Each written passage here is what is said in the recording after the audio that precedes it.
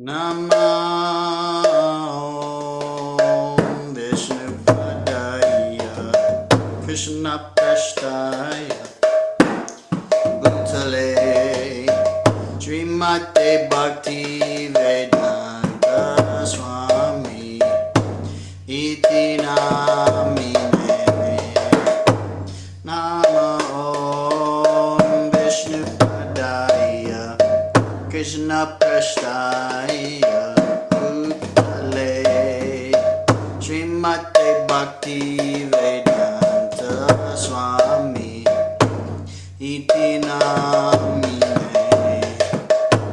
Namaste Saraswate Deve Gaudavani Pracharine Nirvishesha Shunyavadi Ashtatchadeshatarine Namaste Saraswate Deve Gaudavani Pracharine Nirvishesha Shunyavadi Ashtatchadeshatarine Shri Krishna Chaitanya Prabhu Nityananda Nityananda Advaita Gadadhar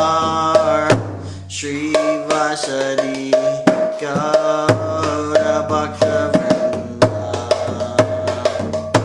Shri Krishna Chaitanya Prabhu Nityananda Shri Advaita Gadadhar Shri Vasadi Gaura Bhaktavrinda Shri Krishna Chaitanya Prabhu Nityananda Shri Advaita Gadadhar Shri Vasari Gaura Bhaktavrinda Shri Krishna Chaitanya Prabhu Nityananda Shri Advaita Gadadhar Shri Vasadi Gaura Bhaktavrinda Shri Krishna Chaitanya Prabhu Nityananda Shri Advaita Gadadhar Shri Vasari Gaura Bhaktavrinda Shri Krishna Chaitanya Prabhu Nityananda Shri Advaita Gadadhar Shri Vasadi Gaura Bhaktavrinda Hare Krishna Hare Krishna Krishna Krishna Hare Hare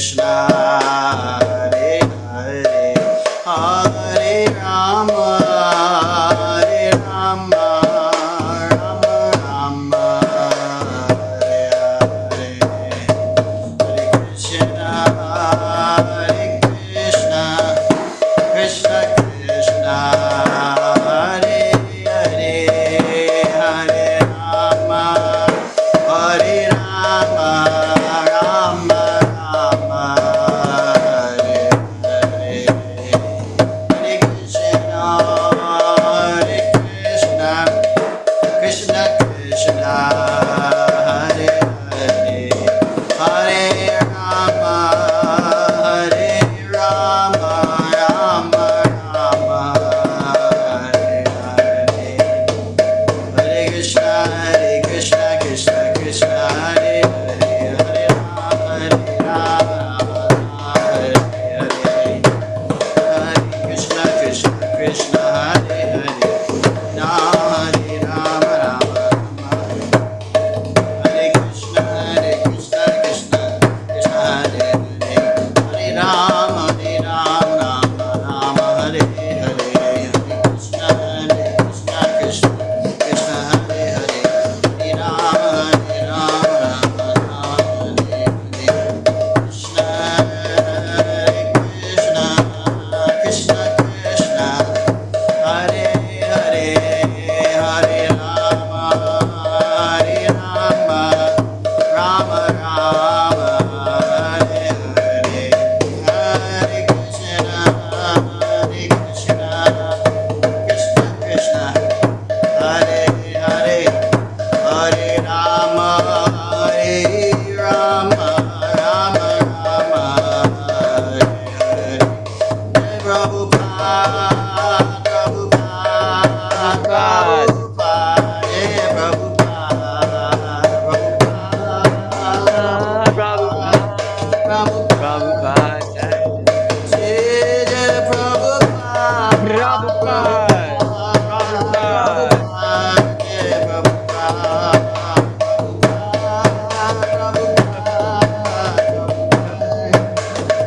Nitai Gaura Hari Bol, Haribo! Haribo! Gaura Hari Bol, Haribo! Haribo! Nitai Gaura Haribo! Haribo! Haribo! Nitai Gaura Haribo! Haribo!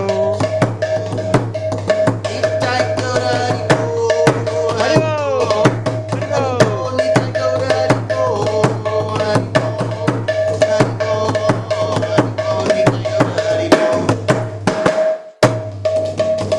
Srimad Bhagavatam ki Jai! Srila Prabhupada ki Jai Gaura Premanande. Hari Haribo!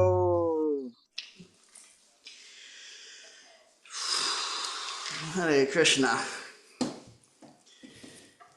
Welcome to all our stalwart bhaktas. I have my window open, and there's some people out there all of a sudden, I don't know what they're doing. I can hear power tools and stuff, so if I have to, I might have to get up and shut the window if it gets too loud. Hare Krishna. And we have Bhakta Adam, our primary stalwart, saturated devotee. Hari!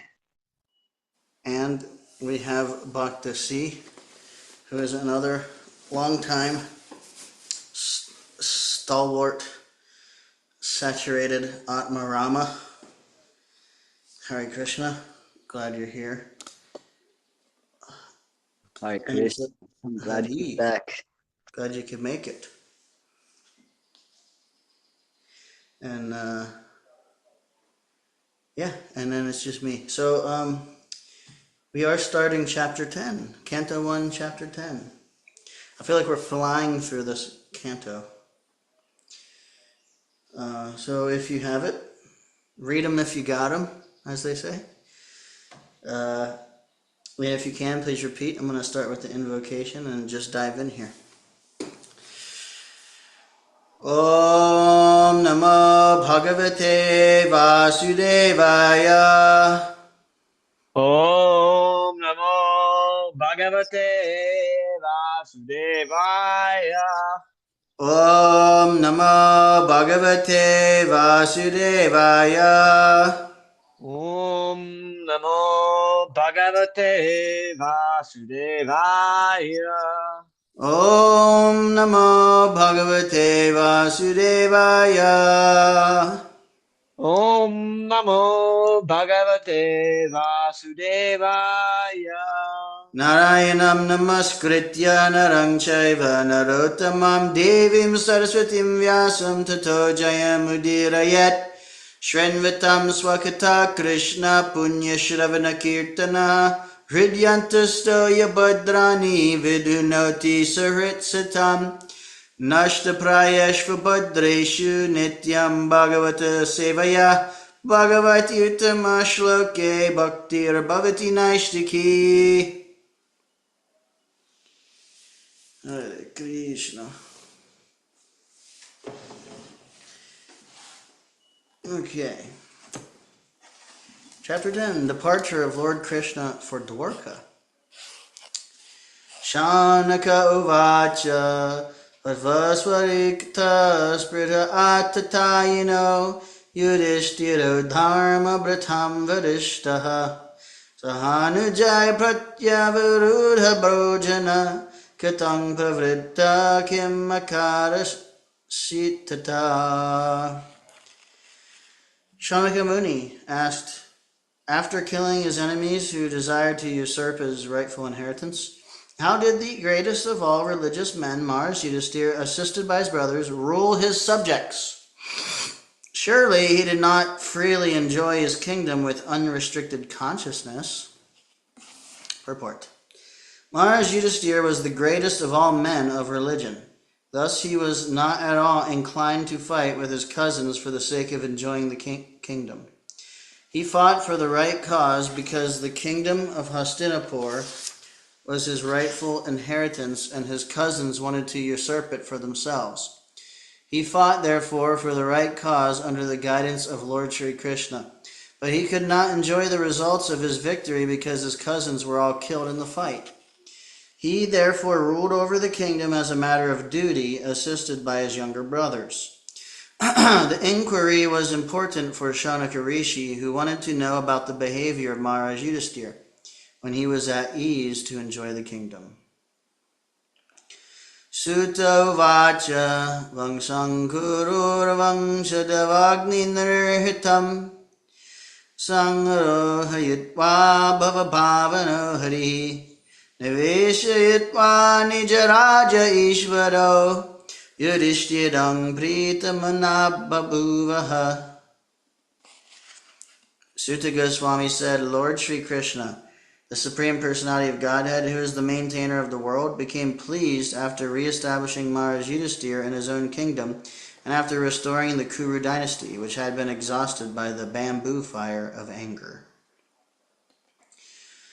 Purport. This world is compared to a forest fire caused by the cohesion of bamboo bushes.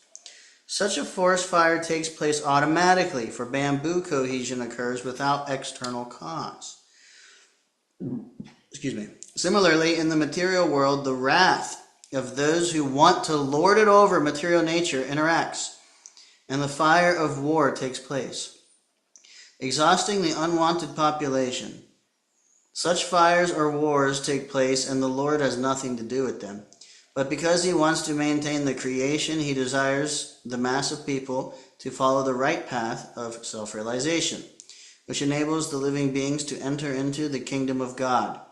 The Lord wants the suffering human beings to come back home, back to him, and cease to suffer the threefold material pangs. The whole plan of creation is made in that way, and one who does not come to his senses suffers in the material world by pangs inflicted by the illusory energy of the Lord.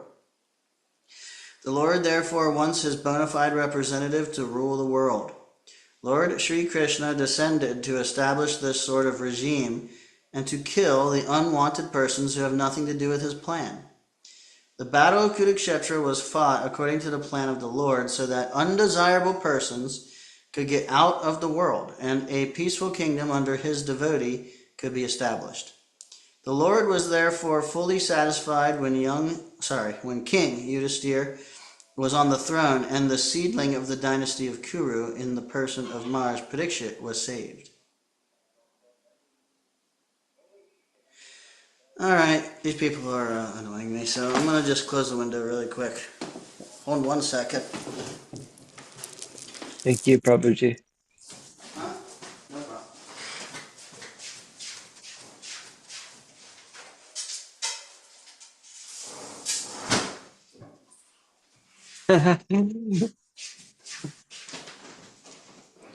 You laughing? I found the sound was almost cartoonish. Sorry, The not sound? the sound was almost like a cartoon. Sorry. Anyways, thank you. I'm glad you're handling things well. Yeah, okay. We'll see how well. Now, right now it's fine. I didn't tell everybody, but this purport is relevant. I told Bhakti Adam, but got in an argument with a guy today. Basically, he was saying that anybody who believes that in Hanuman, the pastimes of the Lord, and all these different pastimes, they're all brainwashed. This was a devotee, or apparently a devotee, who just at some point decided that he doesn't want to be part of any religion because basically he just he thinks that anything that's coming from other than himself is brainwashing. So I tried to explain to him uh, that actually that's offensive to people because in the same thing he was preaching that we should be accept people and not judge people and be open-minded, but then in the very same breath he was saying but if you believe any of these, like if you follow any religion, and he listed specifically like devotees and specific pastimes of Hanuman and Lord Krishna having 16,000 wives and stuff. And he said, but anybody who believes this is brainwashed. So I tried to explain to him how that's very hypocritical, but in a respectful way. And I offered to go deeper into it to explain that devotees have a way they understand the Lord's pastimes, and the subject matter, it differs from the typical worldview of other paradigms, but it also, it's very much, it may not match up with what people experience through their senses in the world. So they hear it and they think it's a fantastical fairy tale story that obviously in their mind that has no truth to it. It's just a story. So I try to explain in very general terms that there's a certain way of approaching the subject matter, and that brainwashing, if you look up the definition, it really means basically repeated or even coercion, or like forcing someone to believe something by like pumping repetitive into their brain, or even threatening them, or just making people believe something. Basically, is if you look it up on the definition in Google, that's the essence of like the definition. And I was explaining that I do understand that in a lot of organized religions there are people who might just like sheeple that you just follow along and they accept stuff blindly. But just because somebody follows something, it doesn't mean that they're brainwashed. Like the devotees of the Lord relish hearing the pastimes of the Lord over and over again. We want to hear it. And it's like that's a lot different than like brainwashing, it doesn't fall under the category of the definition that's given. Basically, it's like Anyway, and then I was saying how to judge a whole group of people based on like my very limited understanding of what they believe. People like take a look at Krishna consciousness, they read a small book or two, and they think, okay, well, I've studied it, so, and then they like judge it without actually really getting serious, deeply studying, trying to really understand in a holistic way what's being taught. They get like little tiny snippet, and then they just apply their own ideas onto it, and then they dismiss it as A, B, C, or D or whatever. So, I was trying to point out the hypocrisy of, you know, in dismissing devotees as brainwashed and not understanding, what's actually being taught. Because he was preaching that we should think for ourselves, we should have our own opinions and this and that. I tried to explain to him, in Bhakti Yoga, there's room for individuality and our own opinions. Even within Krishna consciousness, there's different opinions of what the scripture is saying, and there's plenty of room for that in Krishna consciousness.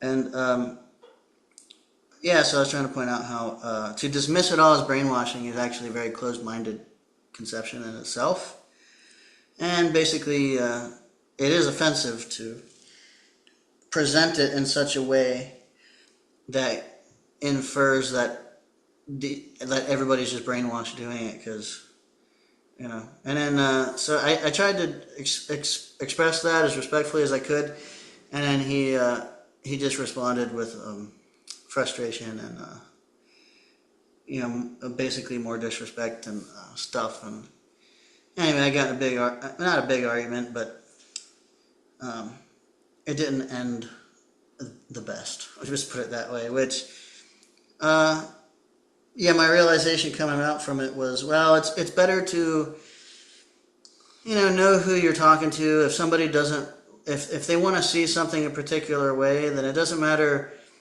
If you present something reasonably or anything, they're not. They don't want to believe it. They have an idea that they already want to believe.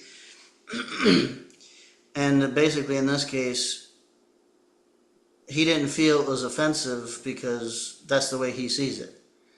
So, anyway, with this kind of situation, it might be better to just say, oh, hey, that's cool, or don't say anything, but if you have to, just kind of walk away or something. Because I let him basically get me frustrated, and then I didn't set the best example of sometimes how a devotee could have responded, but at the same time, I came back and I took shelter of Gornitai, and I felt very clearly and strongly that they're like, it's okay. The intention was good. You're trying to help. You can't make people believe anything, which is not what I wasn't trying to make them, but I was trying to show them, like, hey, I'm just going to defend the devotees here because, devotees are not mindless morons. We think for ourselves. Actually, devotees are the most free thinkers that I've ever seen. So, it was like, I thought I could maybe, I thought maybe I was friends with this person enough that maybe they would consider what I was saying, but turns out not really. So, end up having to go our separate ways. Hare Krishna. Jai Prabhu. Um, you said the devotees are like some like the most like open-minded people, and I that's like the reason why I joined the temple was because when I was in Barcelona, just visiting the temple there every day, washing pots so I could eat some food. Um, I was just able to talk about anything that I wanted to, like with them, and I hadn't really experienced that before with many other people. Like literally any topic was on the table, and then we could like relate it to Krishna. It's great. Right. I mean, And then this is another almost thing, like we're having public classes daily in every center, just about. And it's an open thing. Anybody can ask questions. If something doesn't make sense, there's no coercion. Like we're not like trying to force people to think what we think. If you like are not interested, then the door is like right there. Like nobody's trying to Yeah. force anybody to be here. You know, and I've even told people and I've seen people like, sometimes people come looking for the wrong thing and just tell them like, hey, yeah, they come and get mad at us like because we don't do what they think we should do or something. Like, if you're going to go play football somewhere, then don't go to the swimming pool. Like go to where you need to go to do what you want to do. It's very much like that, for Yeah. people who want to understand and want to, you know, love God, looking, to learn, there's a great wealth of knowledge and tools here for cultivating ecstatic love of God. Like you don't get mad at us because we're teaching it. It's like if you don't want to believe it, and we're not judging people who don't believe it either. And even Prabhupada encouraged people of other ideas in what they're doing, and he just tried to encourage everyone towards God. At the end of the day. So, yeah, I don't know. It's like Prabhupada is directly. We have read directly within the last 2 weeks. Prabhupada is directly preaching against dogma. Yes. We heard it. So people, basically it's, pride is in there a lot. We have our own ideas and we're very proud and don't want to, basically give that up. It gives a sense of security in the world, of sense of knowing, and, maybe some false ego, some sense of self. Uh, And people are desperately clamoring onto that because it's really all they have in the material world. Some people are very attached to that, so um, you know, they will. I've seen it so many times. People come to the movement, and maybe they're expecting something, looking for something specific. Like maybe this person is very sensitive and wants to find like loving community. And sometimes someone will come to ISKCON like looking for loving community or some loving friends, spiritual people in their mind. They have a concept. And then maybe they get to the temple and then it's like, oh, this is awesome. Chanting is, kirtan is awesome. Prasadam is delicious. These people are nice. And they start like taking to it and maybe start reading a little, maybe learning a little bit. And then, some devotee comes up to them and is like, chastises them about something like, hey, what are you doing? Like, serve with your right hand only, or whatever, like, don't show your feet to the deities, or, hey, this is the men's side, go Oh, stand on the woman's side, something like that, whatever. And then people then feel like sometimes pushed away or insecure or something for whatever it is, and then, sometimes they will actually maybe not have the best experience and then they go away with like a judgment like, oh, these people are like this or they do that. They're very dogmatic. They focus on rules and regulations. If you just, if I stand there the wrong way, they're yelling at me. Well, that's not exactly what we teach. Maybe a devotee like did that, and maybe they're a little strong and maybe this person was a little sensitive, and there's so many dynamics at play. So anyway, I'm not going to harp on it too much, but what happens is they go away and then they have this conception, some idea based on 2 weeks of being in the temple, or even just the third visit I went, it was like this, and they're like that, and it's kind of actually dishonest to think that you have like figured it all out, in that amount of time. Because when I came to Krishna consciousness, I wanted to understand what was going on, and it took.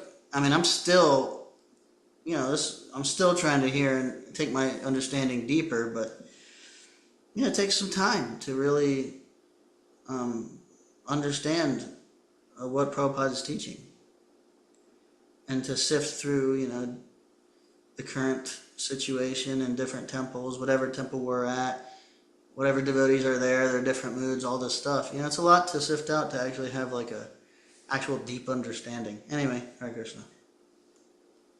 I'm glad you're speaking on this, Prabhu. Yeah, and actually, it's supposed to be like this also because it kind of acts as a natural filter for those who are like really sincere, who like really Yeah. want Krishna, and those who like maybe just want something else. Yeah. Maybe they just want to feel a particular way, and they think, oh, this is like kind of a nice community. Maybe they seem to really like me here. You know, maybe I can show everybody how great I really am, or something like that.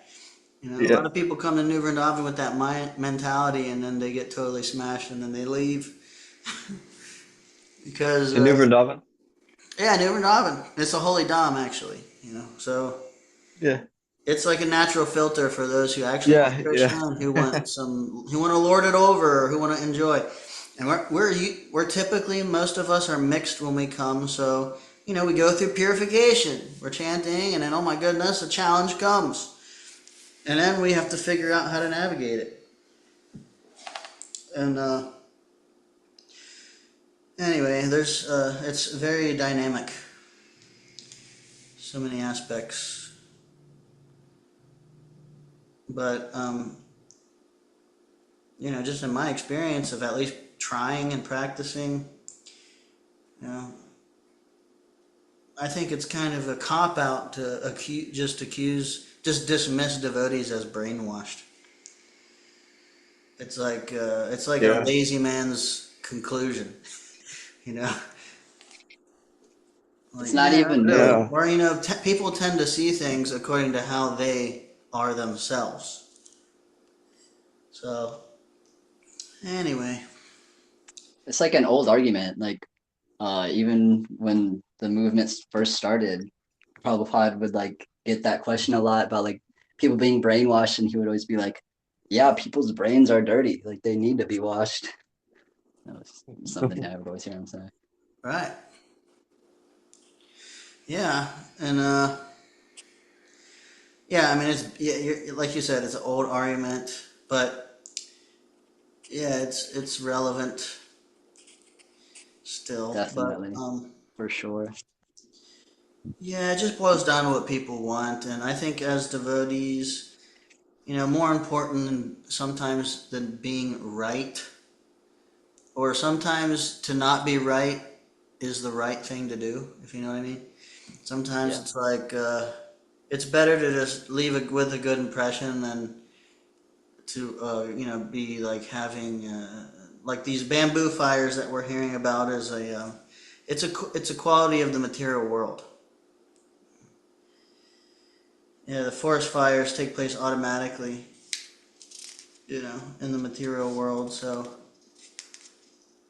you know, on the other hand, some people, no matter what you do, they're gonna find a way to turn it negative and accuse you of something. But most of the time, stuff is avoidable.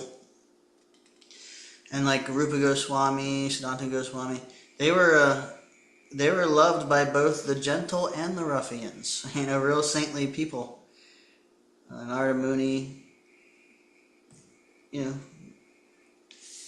we should aspire to, you know, be having, loving exchanges with everybody as far as possible. And if somebody's not in a space, know how to navigate in such a way not to agitate them more than they already are. That's my realization from today.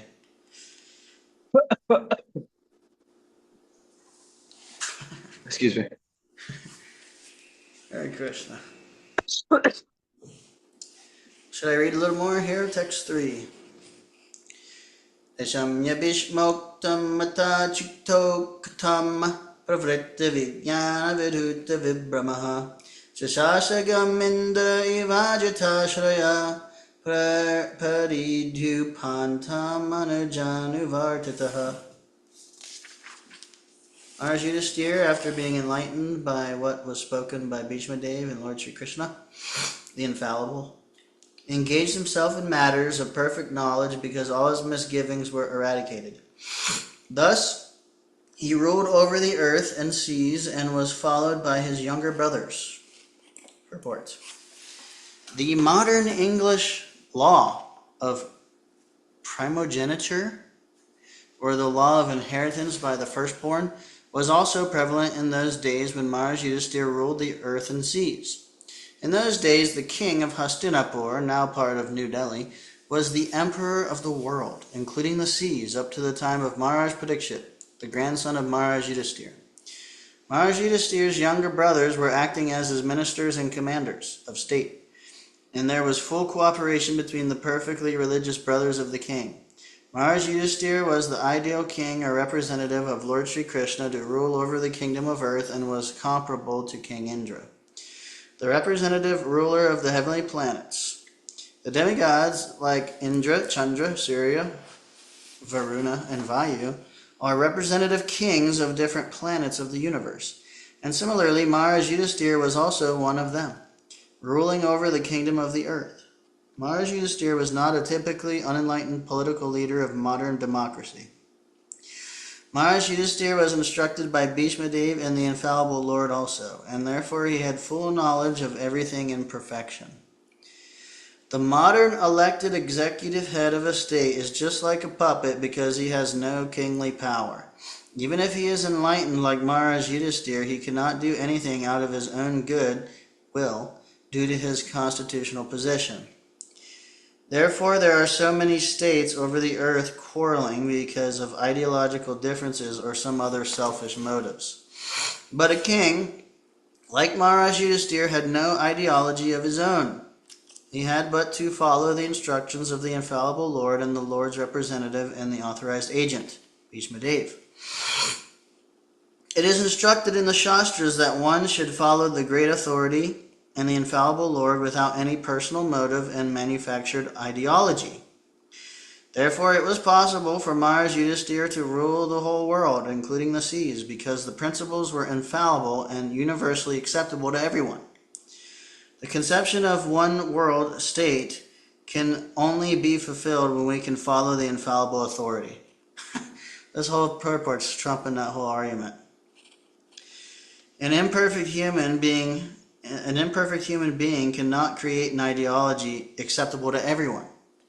Only the perfect and infallible can create a program which is applicable at every place and can be followed by all in the world. It is the person who rules and not the impersonal government. If the person is perfect, the government is perfect. If the person is a fool, the government is a fool's paradise. That is the law of nature. There are so many stories of imperfect kings or executive heads. Therefore, the executive head must be a trained person like Maharaj Yudhisthira, and he must have the full autocratic power to rule over the world. The conception of a world state can take shape only under the regime of a perfect king like Maharaj Yudhisthira. The world was happy in those days because there were kings like Maharaj Yudhisthira to rule over the world. That's awesome. Yeah. Yeah, this guy, he said, I explained everything we were talking about earlier, and then he said, "You're belittling me." And I said, "How am I belittling you?" And he never answered. And then later, he said that I'm putting him down. I said, "I'm still waiting for you to answer how I was belittling you. You still haven't told me." And basically, he just wouldn't say anything. I basically won the argument. Anyway, Hare Krishna. But an argument can't be won to someone who won't accept it. Anyway. If you really hear the Vedas, it's pretty hard not to believe them. That's all I'm saying. Well, Prabhuji, not to everybody, because Yeah. it's really amazing how we see things according to how we want to see them. It's really amazing, Yeah, because, people are literally insane. This is like the first purport we were hearing. The whole Battle of Kurukshetra was specifically there to weed out the unwanted elements. And then he was talking about a little bit, the unwanted, these people who have nothing to do with self-realization, have nothing to do with God. Basically they're trying to lord it over and they just create problems. And so basically, periodically they have to be weeded out because that's all they do. All they're doing is making problems by the selfish motive of lording it over the material world. Hmm. That's mostly everybody in Kali Yuga. Yeah, that's pretty much everyone. It is crazy. And as time is passing, like the gap between like devotees and non-devotees is getting bigger and bigger and like more and more obvious. You know, Hmm. Yeah. it's crazy. Living in complete different realities. Text 4. Tamam vivarsha parjanya sarvakama dukamahi sishichusma vrajangava payasudhasvatir muda. During the reign of Maharaj Yudhisthira, the clouds showered all the water that people needed, and the earth produced all the necessities of man in profusion. Due to its fatty milk bag and cheerful attitude, the cow used to moisten the grazing ground with milk. Purport. The basic principle of economic development is centered on land and cows. The necessities of human society are food grains, fruits, milk, minerals, clothing, wood, and so on. One requires all these items to fulfill the material needs of the body. Certainly, one does not require flesh and fish or iron tools and machinery. During the regime of Maharaj Yudhisthira, all over the world, there were regulated rainfalls.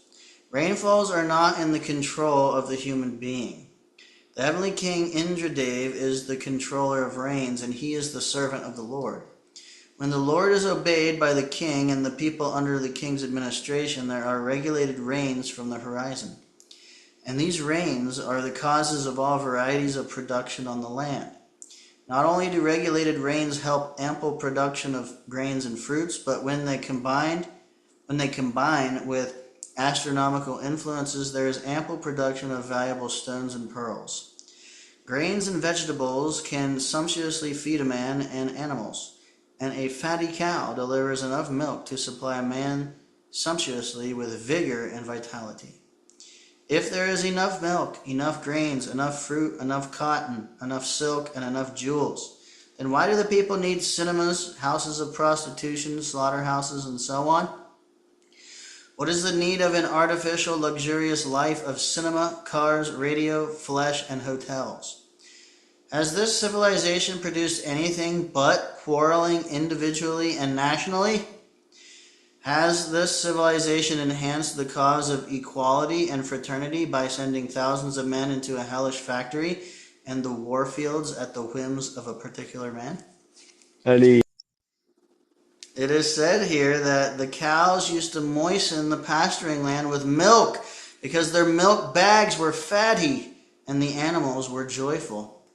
Do they not require, therefore, proper protection for a joyful life by being fed with a sufficient quantity of grass in the field? Why should men kill cows for their selfish purposes? Why should man not be satisfied with grains, fruits, and milk, which, combined together, can produce hundreds and thousands of palatable dishes? Why are there slaughterhouses all over the world to kill innocent animals? Maharaj Parikshit, grandson of Maharaj Yudhisthira, while touring his vast kingdom, saw a black man attempting to kill a cow. The king at once arrested the butcher and chastised him sufficiently. Should not a king or executive head protect the lives of the poor animals who are unable to defend themselves? Is this humanity? Are not the animals of a country citizens also? Then why are they allowed to be butchered in organized slaughterhouses? Are these the signs of equality, fraternity, and nonviolence? Therefore, in contrast with the modern advanced civilized form of government, an autocracy like Maharaj Yudhisthira's is by far superior to a so-called democracy in which animals are killed and a man less than an animal is allowed to cast votes for another less than animal man. We are all creatures of material nature. In the Bhagavad Gita, it is said that the Lord himself is the seed-giving father and material nature is the mother of all living beings in all shapes. Thus, Mother material nature has enough foodstuff both for animals and for men, by the grace of the Father Almighty, Sri Krishna. The human being is the elder brother of all other living beings. He is endowed with intelligence more powerful than animals for realizing the course of nature and the indications of the Almighty Father. Human civilization should depend on the production of material nature without artificially attempting economic development to turn the world into a chaos of artificial greed and power, only for the purpose of artificial luxuries and sense gratification. I'm going to read that sentence again. Human civilizations should depend on the production of material nature without artificially attempting economic development to turn the world into a chaos of artificial greed and power, only for the purpose of artificial luxuries and sense gratification. This is but the life of dogs and hogs. All right, Krishna. Oh, that's like the whole essence of so much of what he says. That's awesome.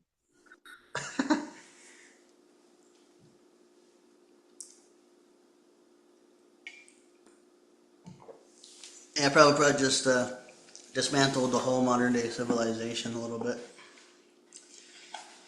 It's like nectar to the ears. I think we gotta hear at least another one. 6-5. Nadya samudra giraya savanaspatti virudaha halantya shuddhaya sarva kama man vrittutasya vai. The rivers, oceans, hills, mountains, forests, creepers, and active drugs in every season paid their tax quota to the king in profusion. Purport.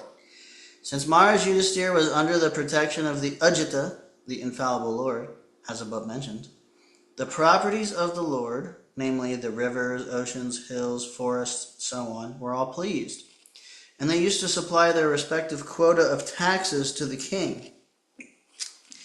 The secret to success is to take refuge under the protection of the Supreme Lord. Without his sanction, nothing can be possible. To make economic development by our own endeavors on the strength of tools and machinery is not all. The sanction of the Supreme Lord must be there, otherwise, despite all instrumental arrangements, everything will be unsuccessful. The ultimate cause of success is the Daiva, the Supreme. Kings like Maharaj Yudhisthira knew perfectly well that the king is the agent of the Supreme Lord to look after the welfare of the mass of people. Actually, the state belongs to the Supreme Lord. The rivers, oceans, forests, hills, drugs, and so on are not creations of man. They are all creations of the Supreme Lord, and the living being is allowed to make use of the property of the Lord for the service of the Lord. Today's slogan is that everything is for the people, and therefore the government is for the people and by the people. But to produce a new species of humanity at the present moment on the basis of God consciousness and perfection of human life, the ideology of godly communism, the world has to again follow in the footsteps of kings like Maharaj Yudhisthira or Parikshit. There is enough of everything by the will of the Lord, and we can make proper use of things to live comfortably without enmity between men or animal and man or nature. The control of the Lord is everywhere, and if the Lord is pleased, every part of nature will be pleased. The river will flow profusely to fertilize the land, and the oceans will supply sufficient quantities of minerals, pearls, and jewels. The forest will supply sufficient wood, drugs, and vegetables. And the seasonal changes will effectively help produce fruits and flowers in profuse quantity.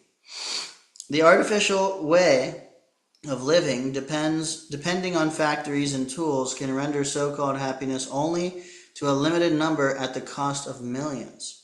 Since the energy of the mass of people is engaged in factory production, the natural products are being hampered, and for this the mass is unhappy. Without being educated properly, the mass of people are following in the footsteps of the vested interests by exploiting natural reserves.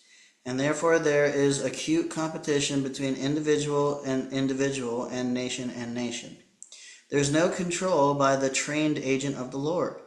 We must look into the defects of modern civilization by comparison here, and should follow in the footsteps of Maharaj Yudhisthira to cleanse man and wipe out anachronisms.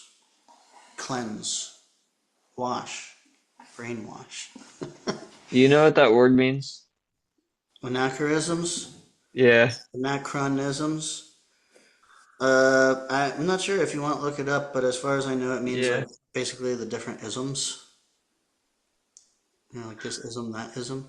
But are you want to look it up? I'm looking it up. It says the representation of someone as existing or something as happening in other than chronological, proper, or historical order, misplacing or error in the order of time, chronological mistake, uh, a person or thing which seems to belong to a different time or period of time, Hmm. That's displaced, who interesting, belongs isn't to it? another age. It's basically like the way I'm understanding this is uh, like our whole society is based on the anachronism of like the way that we understand history and like people only existed for however many years and the Yeah. mainstream paradigm or viewpoint that's constantly being proved wrong all the time that they don't want to change. It's like a nice example of an anachronism, right? It sounds like I'm a little bit lost on it actually. In with what I'm saying, or I I read the definition, but the definition did not click for me. well, Oops. that's what I'm trying to present here. Cleanse man and wipe out anachronisms. Basically to me it just seems like very obviously clear. Like what that means is, there's a way of understanding things in terms of like coming from God. Like for example, the evolutionary theory as compared to like a theistic viewpoint of how, you know, basically mostly like theistic understanding is that everything was created by the Lord. It wasn't that like, some chemicals came together and started making like germs and then they grew and morphed into, you know, like, you know, like frogs and fish and then land animals and then like that, over time. So that would be an anachronism. The idea that um, life developed over millions and billions of years versus there being a higher creator and system of creation like coming from a supreme being, right? Yeah. Yeah, I see. Very basic.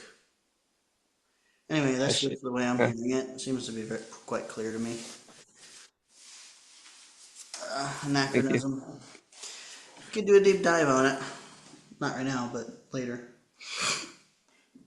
Text 6. Nadaya vyadaya klesha daiva bhutatma hetavaha ajata shattav abhavanjatu namaragi karhachit.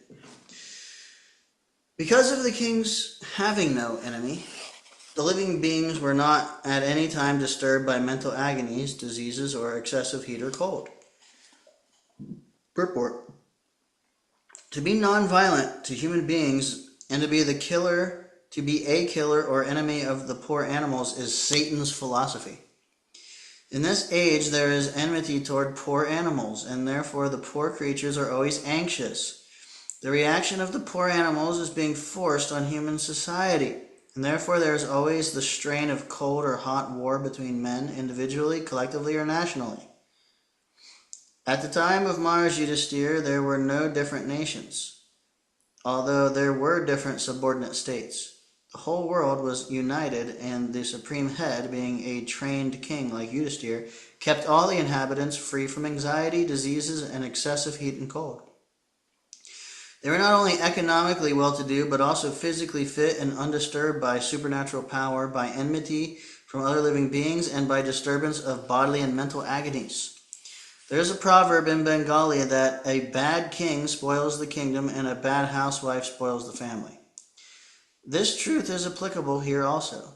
Because the king was pious and obedient to the Lord and sages, because he was no one's enemy, and because he was a recognized agent of the Lord and therefore protected by him, all the citizens under the king's protection were, so to speak, directly protected by the Lord and his authorized agents. Unless one is pious and recognized by the Lord, he cannot make others happy who are under his care. There is full cooperation between man and God and man and nature, and this conscious cooperation between man and God and man and nature, as exemplified by King Yudhisthira, can bring about happiness, peace, and prosperity in the world.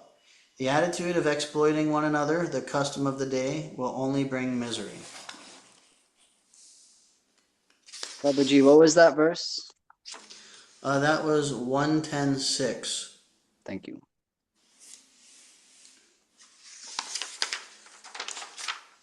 110.6. Yeah, pure nectar, Yeah. pure uh, atmospheric nectar. Which is Interesting. sorry, go ahead. Sorry. No, I got some. It's interesting. Prabhupada shouted out Satan in that purport. I've never really heard him like reference Satan before. Yeah. Interesting. I'll read it.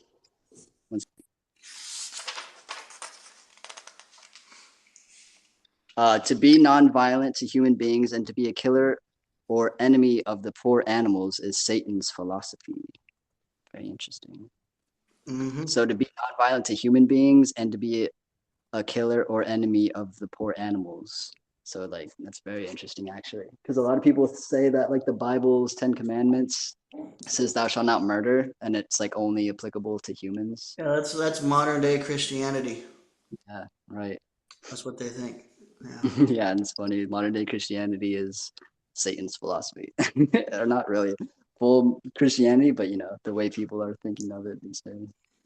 Yeah, I think I've studied into it a little, and when you start, I'm by no means an expert, but from what I've heard, that scholars, basically, a lot of scholars feel that modern day fundamental Christians are actually misrepresenting Jesus.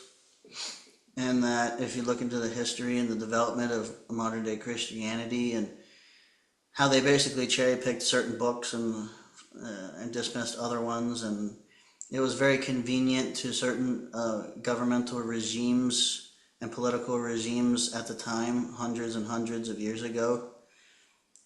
And to me, it's like really quite obvious what's going on, especially like being out on the ground. And I have Christians come up to me and basically just harass me and just give me a hard time.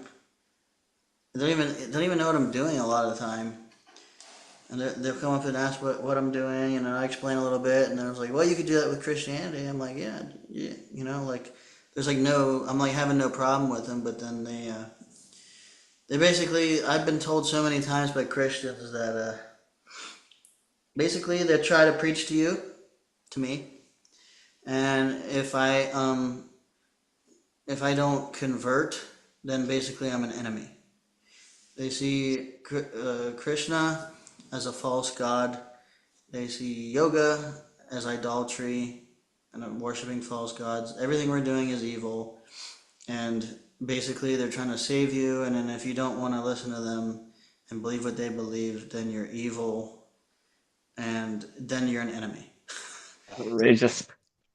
And it's kind of funny, like you would even say to them like that what they're doing is correct also. Like you're not even trying to tell them that like the way that they follow God is incorrect. Well, yeah, I mean, just look at who's the one bringing enmity to the table here. All kinds of division that comes from these xenophobic so-called religionists. Yeah. I don't know, xenophobic. It's like religious xenophobia. Yeah, I've been trying to gather my thoughts on this topic because I was really seeing one day recently just how basically to have that hate and enmity, like for them to have that towards me, I just saw it as so evil. Basically, it was like it was just insane to me that, you know, they can't see the hypocrisy in that, you know. And like the lack of love behind the way that they Exactly. approach you. Exactly. You know, they'll say no, I do love you. That's why I'm trying to help you and trying to bring you to the light of Jesus. But the thing is it's conditional, because if I don't want to hear that right now, and if I don't want to do that, then they don't love you. You're an enemy, right? Yeah, and even if you say you have done that, or like you do that, and then you're also like chanting Hare Krishna at the same time, they Right. still aren't happy, Right. typically. Prabhupada, there's an article where Prabhupada talks to a pastor and he tells him to chant Hare Christos, which is the original word for God, or the anointed one, the original word for Jesus Christ, Christos. And I tried chanting it. It's actually like equivalent to if you just say Krishna. The bliss is like the exact same. The bliss felt exactly the same. Yeah, I don't remember that one, but yeah, I know in the science of self-realization, there's some nice conversations where he explains how Christ basically is like chanting Krishna, Christos, Krishna. Yeah. Yeah, yeah. It's and I tried to take some time and learn more about Jesus, just for my own personal relationship and understanding with Jesus, and with Christianity, and you know, like from what I understood, that Jesus was teaching was very much love thy neighbor with all thy heart, thy soul, and thy mind, or I can't remember exactly, and like basically loving God and loving others, and he taught nonviolence, and basically this whole like modern day idea of like making people your enemy because they're not believing what you're believing is like uh, totally insane to me. Like that is not what. Anyway, and I was thinking, like for us, our whole intention, our whole desire is to cultivate love of God and share it with others, to be nonviolent, and it's like a lot of devotees, feel like I think like Jesus would approve of what we're doing.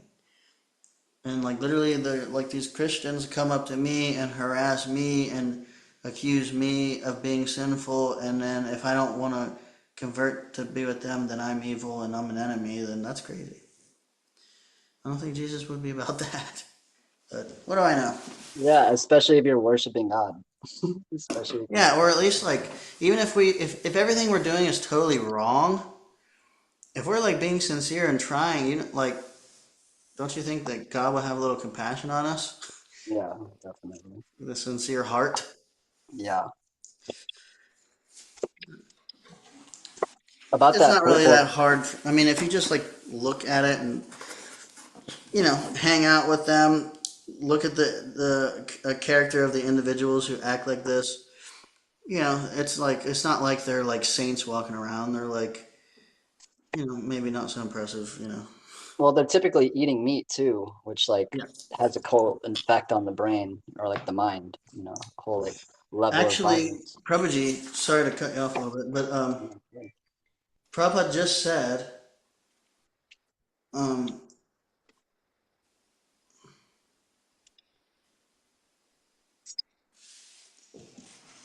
he just said something that was profound in that connection.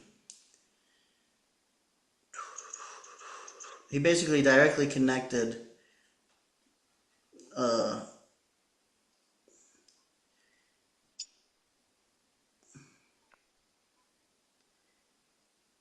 yeah, he said, without being educated properly, the mass of people are following in the footsteps of the vested interests by exploiting natural reserves, and therefore there is acute competition between individual and individual and nation and nation. That's not what I meant to read. Basically, I just heard him say, directly connecting, like fighting with each other. Oh, here it is. Sorry. It's right at the beginning of the purport that we just read in text 6. To be nonviolent to human beings and to be a killer or enemy of the poor animals is Satan's philosophy.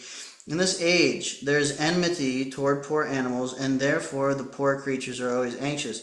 The reaction of the poor animals is being forced on human society, and therefore there is always the strain of cold or hot war between men individually, collectively, or nationally. So, like, basically, that dynamic is like being directly connected to the reaction of the poor animals being killed. And these people are killing and eating animals, and then they come in like, then they put that reaction on us by, coming and harassing us for trying to love God. And then you look at India. India is completely neutral in all of these wars. Maybe actually, I don't know about this war. Maybe not. I mean, they do eat meat in a lot of places in India. Nah, that's not exactly true. They've Oh been my at God. war with Pakistan and different Okay. places, and Okay. it's Yeah. I'm not a history buff that much on India's history, but there's been quite a history of like Muslims fighting with Hindus and stuff like that also. That's right. Neither am I, evidently. Yeah, and then even our main book Bhagavad Gita is a big war on the battlefield of Kurukshetra. Even at the time when maybe the culture was less degraded than it is now in terms of like animals being killed and whatnot, but Yeah. yeah, time is flying, but I'm having fun. I have one more thing to say about the purport Okay, real yes, quick. please. There's this interesting documentary that came out. It's called Christspiracy. It's made by the same people that made like Cowspiracy, like vegan documentaries, Mhm. and they basically make the connection between Jesus and the name like Jesus of Nazareth. It actually means like Jesus the Nazarene, and like the Nazarenes were like a vegetarian, just like saintly group. And even like his guru, John the Baptist, Jesus's guru, John the Baptist, was like also vegetarian, and just like all like the line behind him. And then Jesus had like a brother, I believe, and he was vegetarian. So it's very, very, very likely that Jesus was vegetarian. Um, and then also, interestingly, he was murdered after like flipping the tables at the temple where they were like bartering and like selling stuff. But what they were selling was the animals that they were sacrificing, like the meat and everything that was sacrificed Wow. on the altar. And so they think that Jesus was like really upset about all that, and then came in and like tried to like he actually did. It's in the Bible that he like let the animals go, freed them, and like called them thieves because they were like stealing the life from the animals, and then got murdered because of that. So it's a really interesting documentary. Might not be completely factual, but I just thought it was a really cool take. Yeah, that's cool. Yeah, there's so many different takes on it. I was trying to do a deep dive, especially, there's there's a whole division of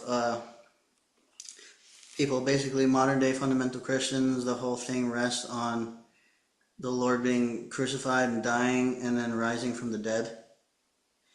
And then there's a whole camp that thinks that actually that Jesus Christ did survived the crucifixion and then actually left and went back to India and was went to India during and traveled around during the lost years or whatever. Yeah, supposedly, there's like a whole Christian sect in Japan where they think that Jesus went to Japan like after India and died there. Really, I don't know about Yeah, that one. yeah, no, my friend went and he said there was like there's just like this whole like village and like they all like worship Jesus in that way. Yeah, so my point in bringing that up is at least, I tried to go deep into some like wormholes about it or whatever. And it just seems like whatever information is being provided is really cannot be uh, basically foolproof or substantiated enough Yeah. at least for me to say yes, this is I know for sure this happened.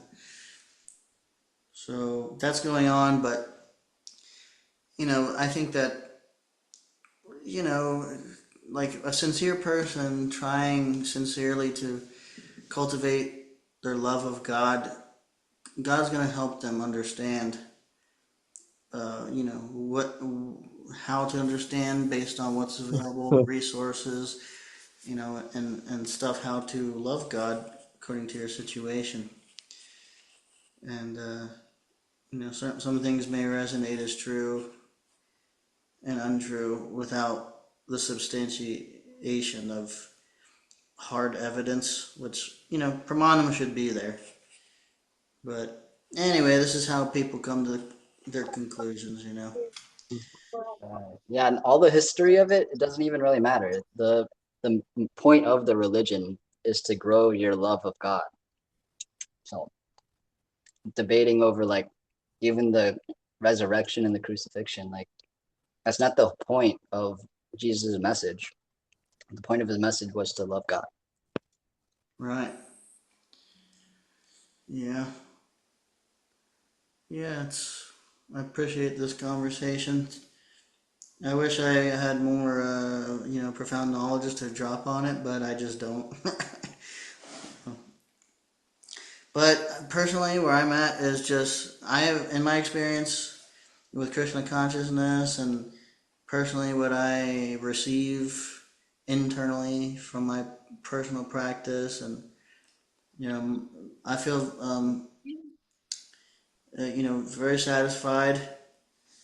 And it's almost to the point now where it's like, well, if Krishna's wrong, I don't want to be right because No, you go down there. You got no.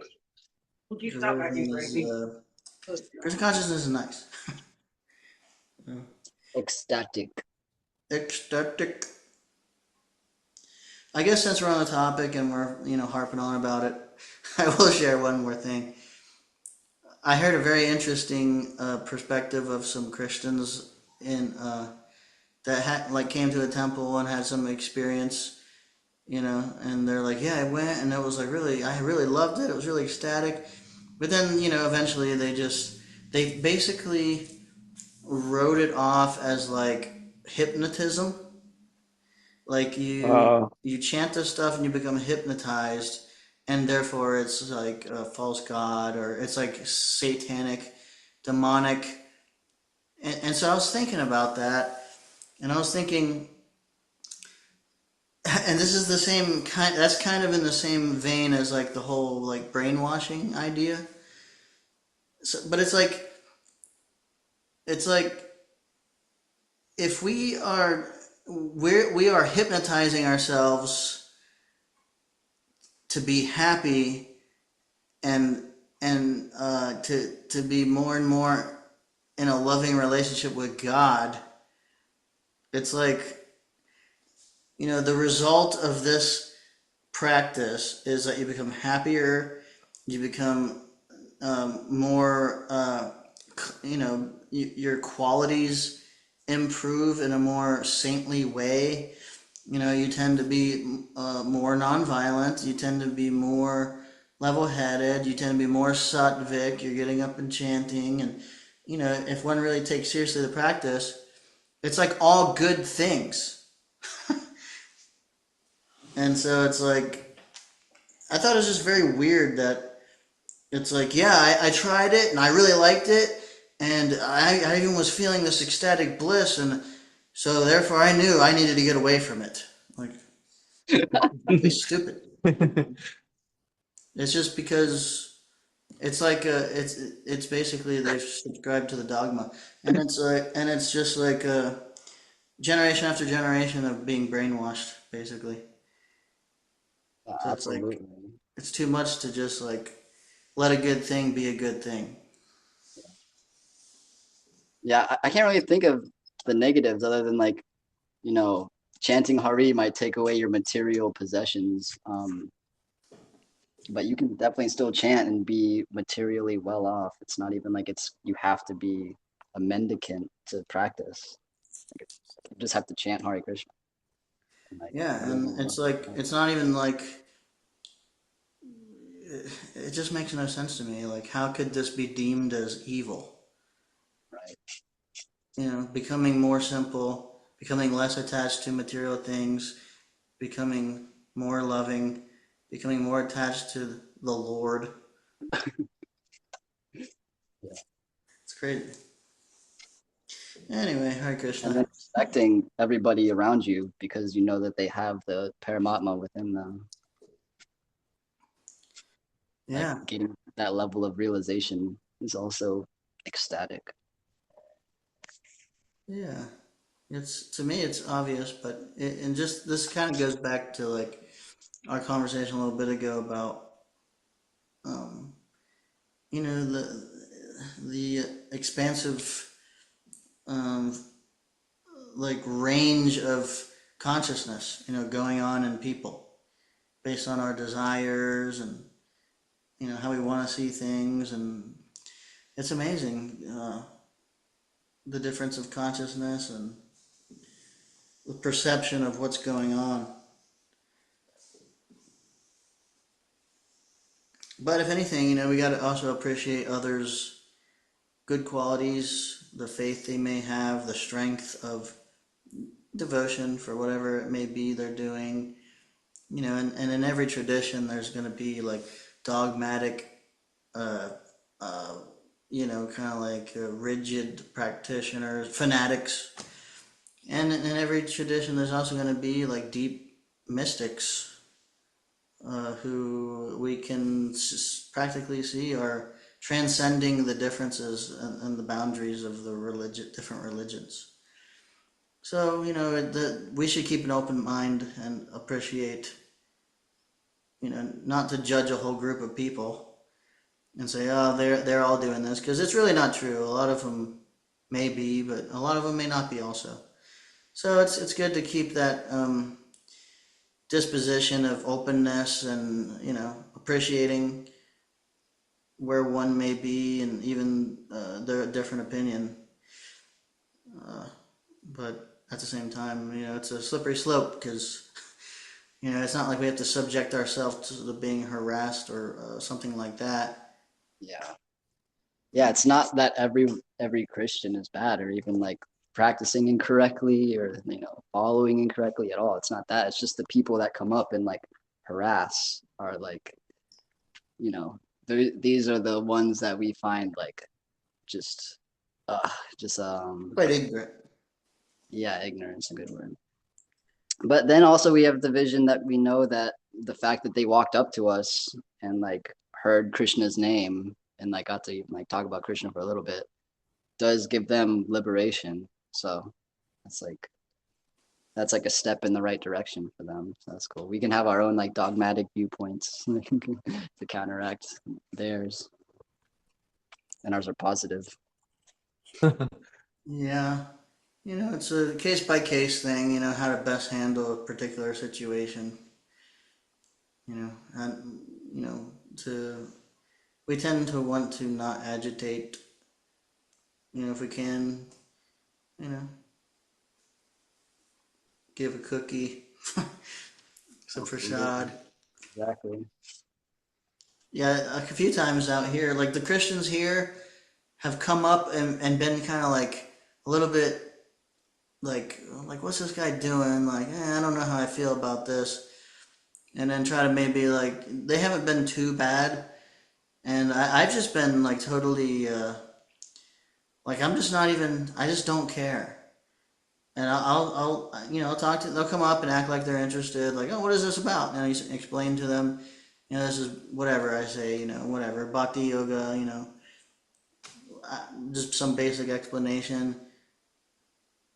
And then like this one guy, he was like, I told him, and then he was like, "Well, you can do that. You can do that with Jesus Christ also." And I said, "Yeah, you can." And then he was like trying to like test me, see if I'm gonna get like riled up or anything. And then he's like said something else, and he just kind of wanted to start preaching, and he preached to me like very little. And then I was just like, okay, well, I do have books if you want them, you know. And I was just like, here you go. I was like, this one's good for Christians. And then he just like, no, have a good day. All right, see you later. Like whatever he was saying, I don't even know. I was just like, okay, well, you can have a book, or you're welcome to sit down, and That's good. That's good. you know, like That's a so good far, testament yeah. to your strength. Oh, we got Baba Saroham joining. Hari, Hari, Hari, the Bob has arrived. The Baba is now in the building. Hari, Hari. Hi Krishna, we're having a real long discussion about we really nectar purports, but then we started talking about Christians and different ideologies and different ideas. Because I got in an argument today with someone telling me that devotees are all brainwashed. Mm-hmm. Who was apparently a devotee themselves. Like a Hare Krishna devotee? Yeah. Wow. Yeah, and we took some reflections from that, and hey, He wants to say hi. Sorry. hi, Bo. So you start at 6:30, so you're going until 7:30, right? No, I started at 5:30. Oh yeah, I was like wondering, I was like, is it too late to join? Because I always notice way too late that you're doing the reading. I mean, we can keep going. Well, yeah, sure. I'm waiting to go over to an estuary up in like 10, 15 minutes, so I'm available until then. Well, we'll get a little nectar in. Yeah. At least one verse. Yeah, okay. All right. We're on text 7, 110.7. Okay. 110.7. Ushitva hastinapure masan katipayan harihi suhridam cha vishokaya swashuscha priyakamyaya. Sri Hari, Lord Sri Krishna, resided at Hastinapur for a few months to pacify his relatives and to please his own sister, Subhadra. Purport. Krishna was to start for Dwarka, his own kingdom, after the battle of Kurukshetra and Yudhishthir's being enthroned. But to oblige the request of Maharaj Yudhishthir and to show special mercy to Bhishma Dev, Lord Krishna stopped at Hastinapur, the capital of the Pandavas.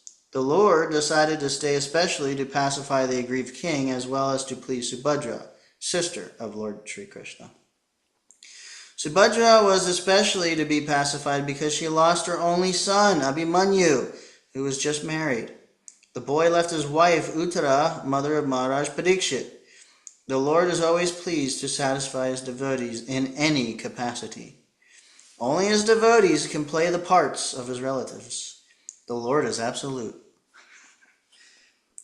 Amantrya cha vyanudyata parisvajya bivadyatam aroruha ratam kaischit parisvakta bhavadataha. Aroruha. Interesting. Ascended. Bhava saroruham.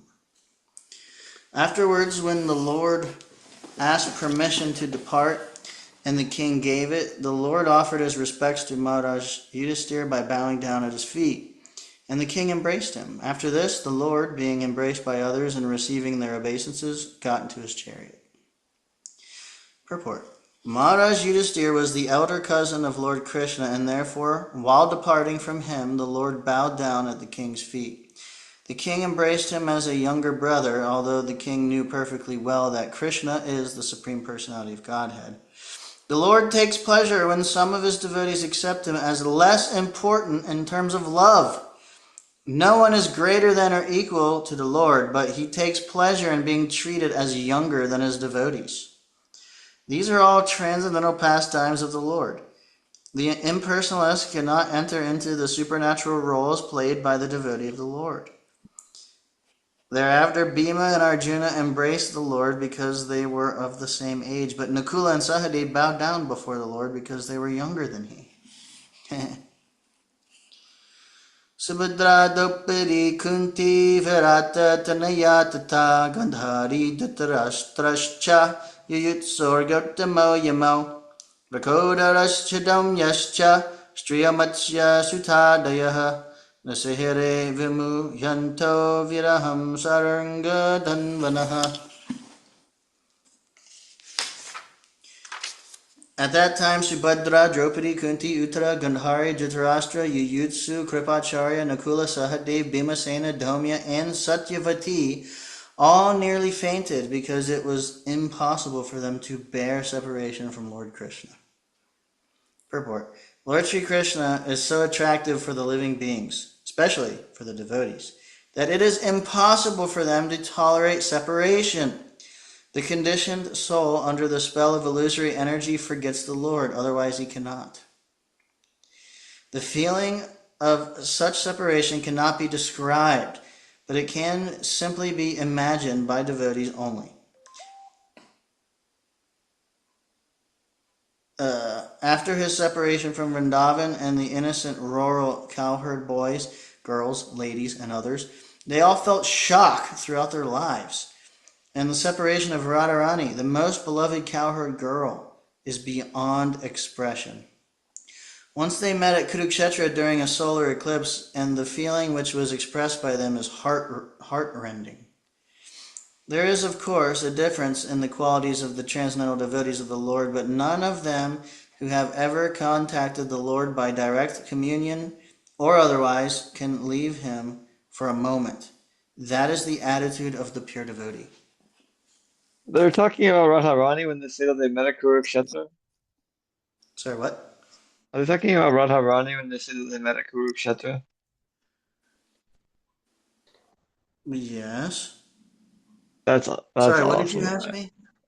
I was just wondering, they said once they Radharani was met at mentioned. Kurukshetra during a solar eclipse, and the feeling which was expressed by them is heartrending. I'm just trying to confirm they're talking about Radharani. I do believe so. Actually, maybe Baba Sarovarham knows more. Actually, I'm not. I mean, I know there was a meeting, but I personally, I don't have a lot of realization on this pastime. Yeah, thank you, Prabhuji. It's okay. Yeah. We'll get there though, eventually. Okay. Yeah. Okay. I'll keep reading. No, it's okay. It's okay. Okay. Satsangan mukta dushango hatunat sahate buddha kirtyamanam yasho yasya sakrit akarnya rochanam tasmin yastadiya partha saheran viraham katam darshanasparsha sanglapa sayanasana bhojanai. The intelligent who have understood the Supreme Lord in association with pure devotees and have become freed from bad materialistic association can never avoid hearing the glories of the Lord, even though they have heard them only once. How then could the Pandavas tolerate his separation? For they had been intimately associated with his person, seeing him face to face, touching him, conversing with him, and sleeping, sitting, and dining with him.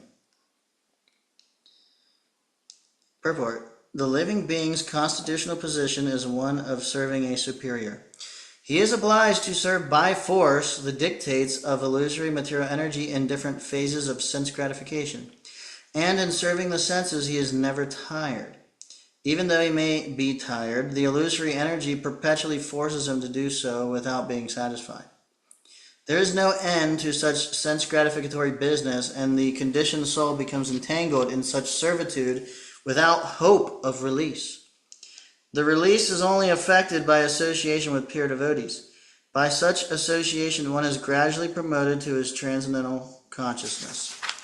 Thus, he can know what his eternal position is to render service unto the Lord and not to the perverted senses and the capacity of lust, anger, desire to lord it over, and so on. Material society, friendship, and love are all different phases of lust. Home, country, family, society, wealth, and all sorts of corollaries are all causes of bondage in the material world, where the threefold miseries of life are concomitant factors. By associating with pure devotees and by hearing them submissively, attachment for material enjoyment becomes slackened, and attraction for hearing about the transcendental activities of the Lord becomes prominent. Once they will go on progressively without stoppage, like fire and gunpowder. It is said that Hari, the personality of Godhead, is so transcendently attractive that even those who are self-satisfied by self-realization and are factually liberated from all material bondage also become devotees of the Lord. I'll have you know, back in the day with the readings, anytime Hari or Krishna was mentioned, everybody would go, Hari or Krishna, Krishna. Hurry! So feel free, if you ever hear Hari or Krishna, to yell it out very loudly. Hurry! Hari, Hari. It is said that Hari, the personality of Godhead, is so transcendently attractive that even those who are self-satisfied by self-realization and are factually liberated from all material bondage also become devotees of the Lord. Under the circumstances, it is easily understood what must have been the position of the Pandavas, who were constant companions of the Lord. They could not even think of separation from Krishna, since the attraction was more intense for them because of continuous personal contact. His remembrance by his form, quality, name, fame, pastimes, and so on is also attractive for the pure devotee. So much so that he forgets all forms, quality, name, fame, and activities of the mundane world. And due to his mature association with pure devotees, he is not out of contact with the Lord for a moment. Sarve te nimishar akshais tamanu duta chetasaha vikshanta sneha sambadha vichelus tatra tatraha. All their hearts were melting for him on the pot of attraction. They looked at him without blinking their eyes, and they moved hither and thither in perplexity. Purport. Krishna is naturally attractive for all living beings because he is the chief eternal amongst all eternals. He alone is the maintainer of the many eternals. This is stated in the Katha Upanishad, and thus one can obtain permanent peace and prosperity by the revival of one's eternal relation with him, now forgotten under the spell of Maya, the illusory energy of the Lord. Once this relation is slightly revived, the conditioned soul at once becomes freed from the illusion of material energy and becomes mad after the association of the Lord. This association is made possible not only by personal contact with the Lord, but also by association with his name, fame, form, and quality. Srimad Bhagavatam trains the conditioned soul to this stage of perfection by submissive hearing from the pure devotee. That's awesome. That's awesome. I want that. This association is made possible not only by personal contact with the Lord, but also by association with his name, fame, form, and quality. Srimad Bhagavatam trains the conditioned soul to this stage of perfection by submissive hearing from the pure devotee.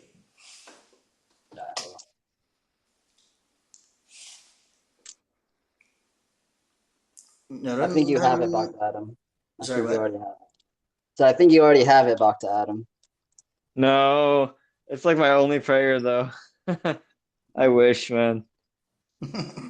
You got something. That's right.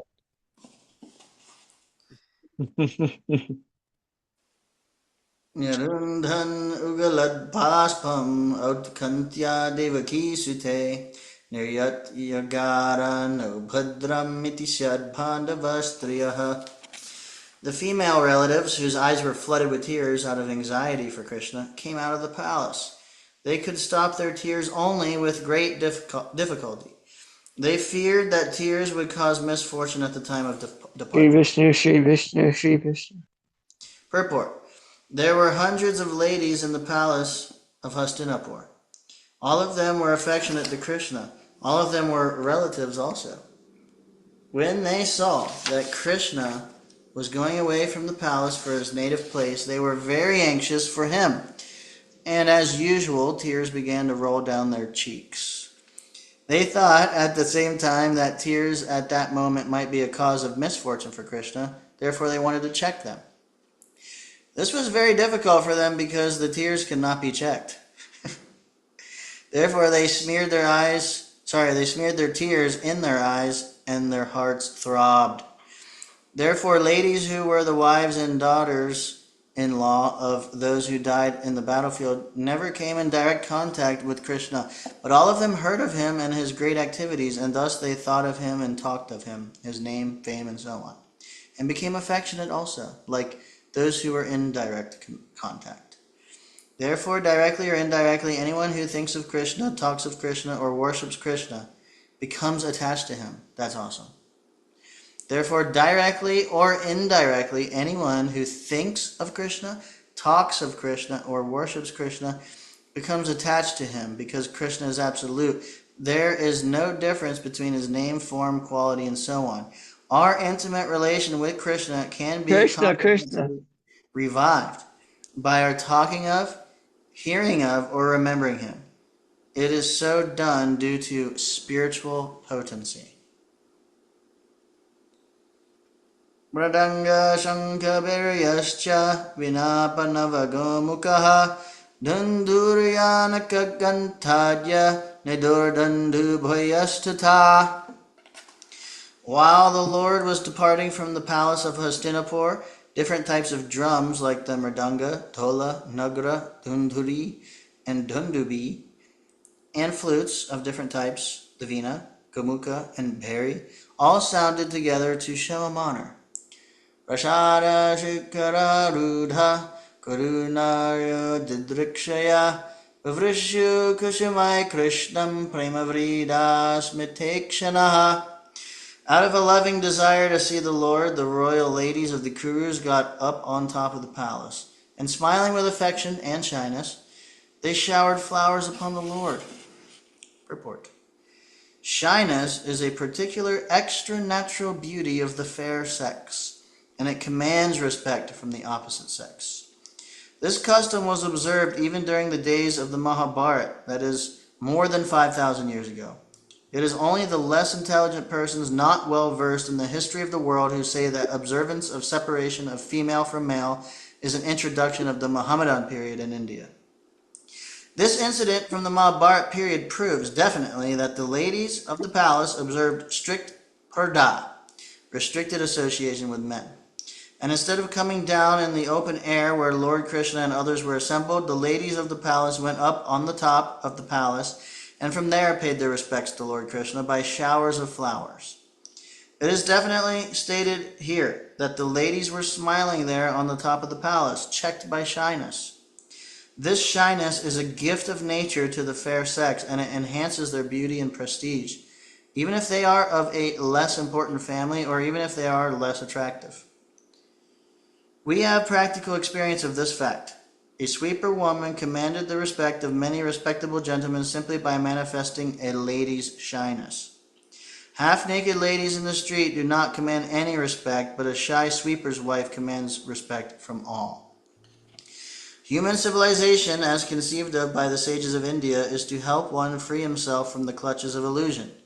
The material beauty of a woman is an illusion, because actually the body is made of earth, water, fire, air, and so on. But because there is the association of the living spark with matter, it appears to be beautiful. No one is attracted by an earthen doll, even if it is most perfectly prepared to attract the attention of others. The dead body has no beauty because no one will accept the dead body of a so-called beautiful woman. Therefore, the conclusion is that the spirit spark is beautiful, and because of the soul's beauty, one is attracted by the beauty of the outward body. The Vedic wisdom, therefore, forbids us to be attracted by false beauty. But because we are now in the darkness of ignorance, The Vedic civilization allows very restricted mixing of woman and man. They say that the woman is considered to be fire, and the man is considered to be the butter. The butter must melt in association with fire, and therefore they may be brought together only when it is necessary. And shyness is a check to the unrestricted mixing. It is nature's gift, and it must be utilized. Hare Krishna. Bhakti Adam, do you know the pastime of liquid beauty? No, You don't? Do you have a I've science of never heard this. self-realization? I don't. Oh. Does anybody else present, would anybody else present like to recite the pastime of liquid beauty for Bhakti Adam? Sounds wonderful.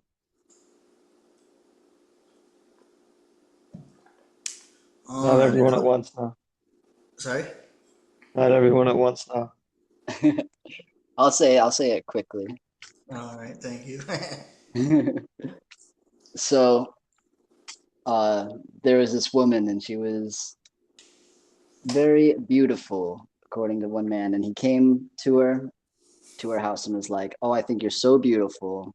I would love for you to be my wife." And she was like, "Come back in 2 weeks, and I don't know. Then I'll be your wife." And so the man leaves and says, "Oh, great! I can't wait." For those 2 weeks, she takes like diuretics and like stuff to make her vomit, and she keeps all of that in a bucket. The man comes back 2 weeks later, and she just looks emaciated and unhealthy and now quote unquote ugly. And the man says, "Oh, where did that beautiful woman go?"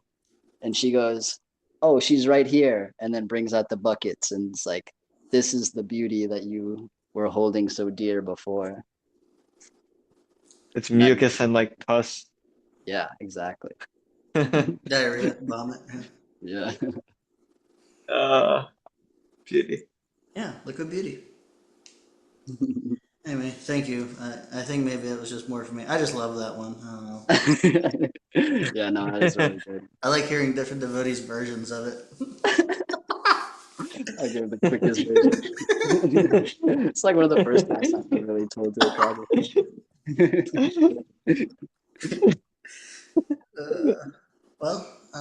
Thank you. I guess I'll keep reading. Text 17. Sitatapatam jagraha muktadama vibhushitam ratnadandam gudakesha priya priyatamasyaha. At that time, Arjuna, the great warrior and conqueror of sleep, who is the intimate friend of the most beloved Supreme Lord, took up an umbrella which had a handle of jewels and was embroidered with lace and pearls. Purport. Gold, jewels, pearls, and valuable stones were used in the luxurious royal ceremonies. They are all nature's gifts and are produced by the hills, oceans, and so on. By the order of the Lord, when man does not waste his valuable time in producing unwanted things in the name of necessities. By so-called development of industrial enterprises, we are now using pots of gutta percha instead of metals like gold, silver, brass, and copper. They are using margarine instead of purified butter, and 1/4 of the city population has no shelter. Uddhava satyakishchaiva vyajane paramadabhute vikiryamana kushumai raje madhupati pati. Uddhava and Satyaki began to fan the Lord with decorated fans. And the Lord, as the master of Madhu, seated on scattered flowers, commanded them along the road. Ashruyanta shisa satyas tatra tatra dvijeritaha nanarupascha nirgunasya gunatmanaha.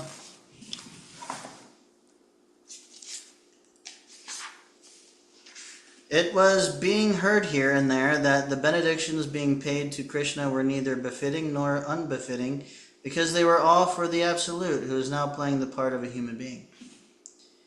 Purport. at places there were sounds of Vedic benediction aiming at the personality of Godhead Sri Krishna.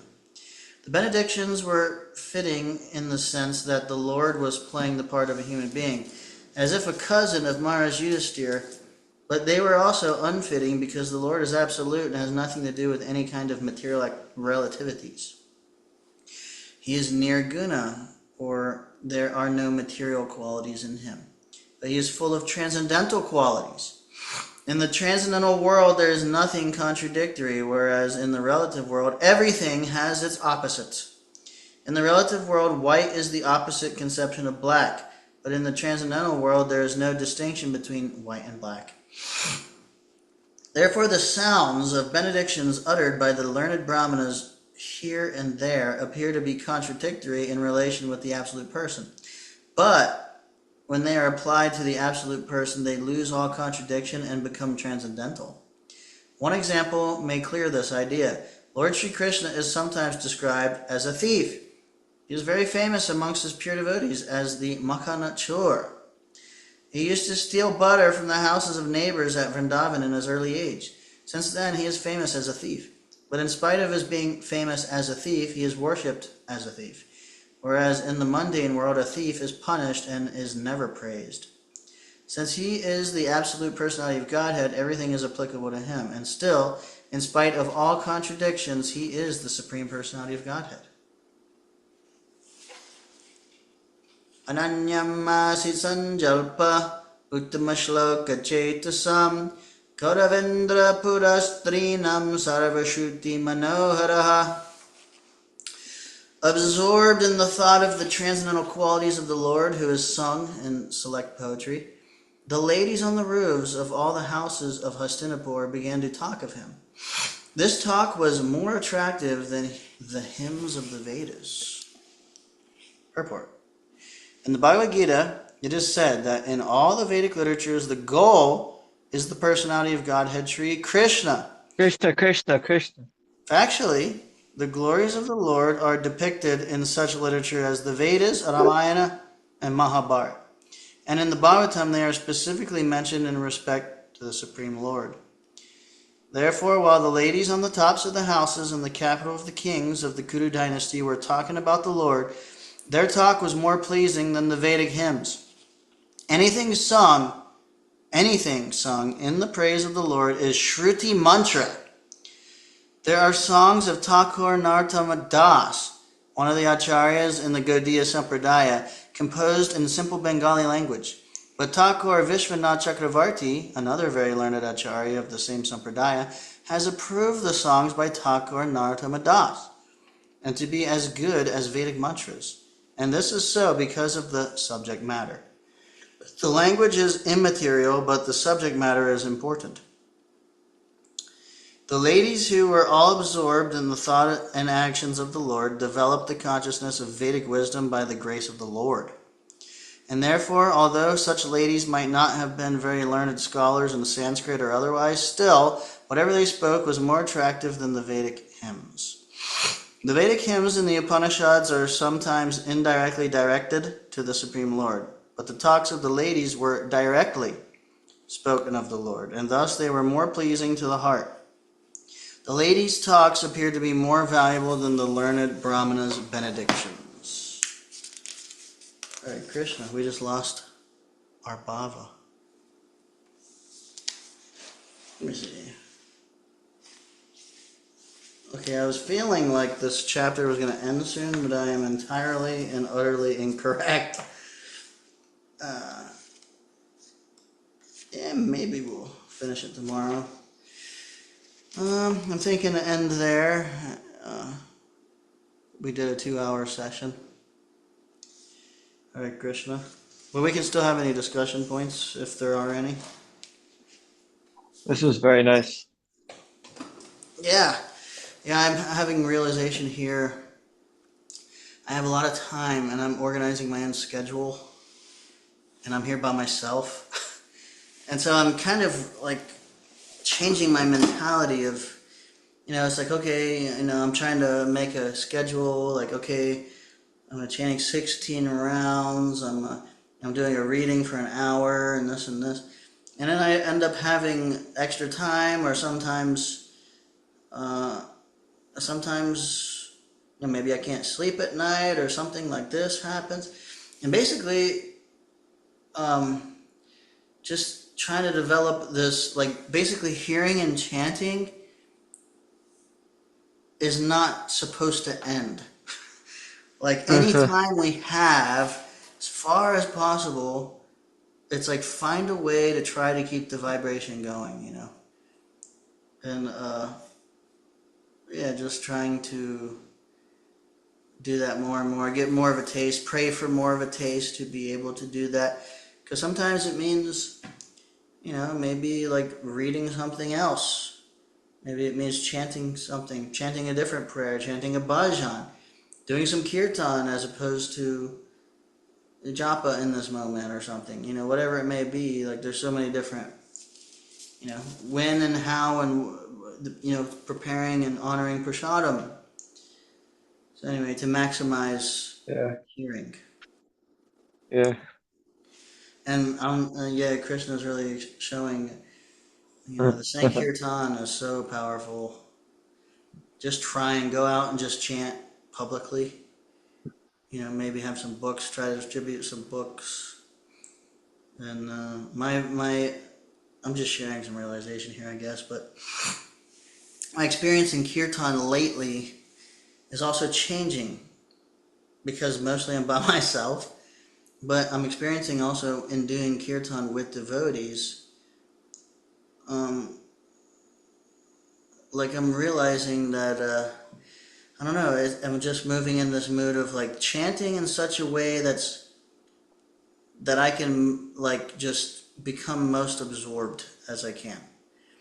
Mm. And what that's been meaning is generally like one simple melody for long periods of time is becoming just like it's just like a different mood and effective in a different way than fancy smancy melodies all up over the place and stuff.